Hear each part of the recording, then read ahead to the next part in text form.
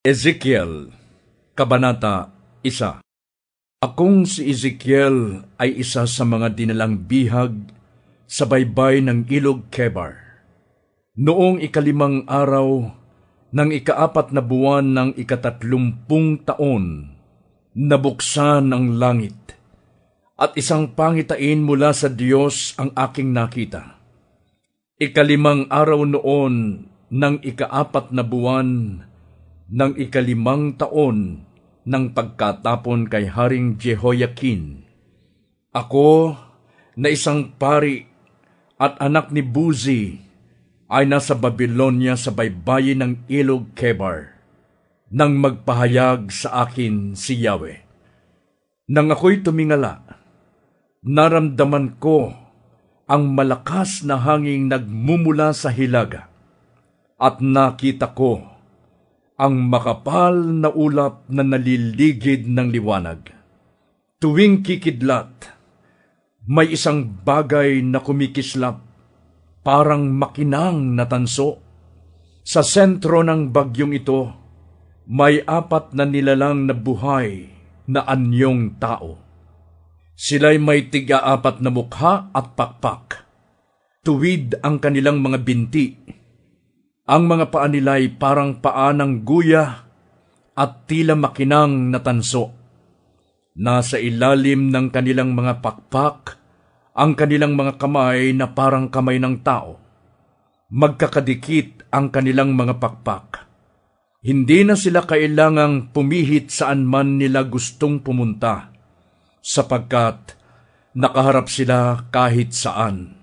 Sa harap, mukha silang tao. Sa kanang tagiliran, mukhang leyon. Sa kaliwa naman, ay mukha silang toro at mukhang agila sa likuran. Ang 2 nilang pakpak ay nakabukang pataas at magkaabot ang dulo. Ang 2 naman ay nakatakip sa kanilang katawan.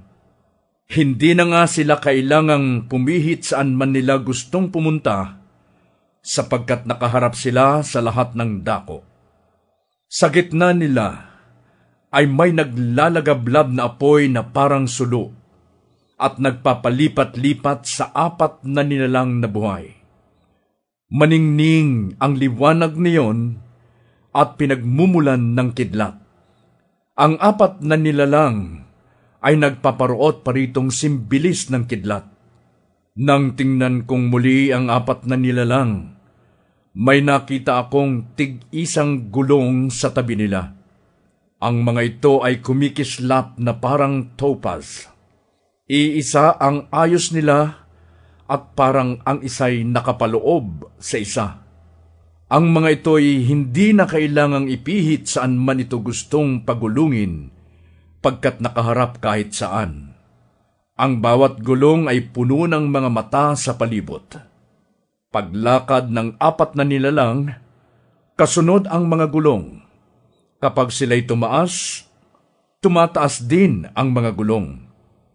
Saan man gumawi ang 4 na nilalang, ay kasunod ang 4 na gulong, pagkat ang 4 na nilalang ang nagpapagalaw sa 4 na gulong. Kaya paglakad ng 4 na nilalang, lakad din ang mga gulong. Pagtigil naman, tigil din sila.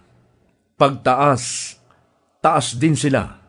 Anuman ang gawin ng 4 na nilalang ay ginagawa ng 4 na gulong. Sa ulunan ng 4 na nilalang, naroon ang isang bubungang tila kristal. Sa ilalim nito'y magkakaabot na nakabuka ang 2 pakpak ng 4 na nilalang, at ang 2 ay nakatakip sa kanilang katawan. Nang sila'y lumipad, parang lagaslas ng malaking baha ang dinig ko sa pagaspas ng kanilang mga pakpak.